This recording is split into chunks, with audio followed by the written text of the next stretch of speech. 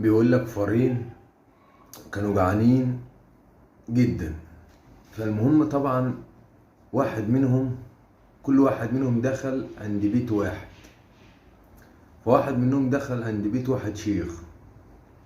فالشيخ كل ما يجي ياكل يقول بسم الله الرحمن الرحيم.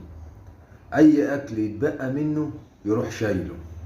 المهم ان الفار قعد اسبوع مات من الجوع وعدم خالص، مش لاقي حاجه ياكلها. كل حاجه الشيخ يجي ياكل يقول بسم الله الرحمن الرحيم. والفار التاني اللي راح عند اخواتنا البعدة اللي يجي ياكل ما يقولش بسم الله الرحمن الرحيم ويسيبوا بواقي الاكل. فالمهم الفار ربرب وتخن من الاكل. فبعد اسبوع قابلوا بعض.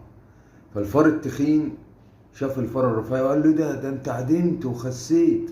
قال له اسكت، ده انا وقعت البيت بتاع واحد شيخ كل ما يجي ياكل يقول بسم الله الرحمن الرحيم، اي اكل يتبقى منهم يشيله في التلاجة.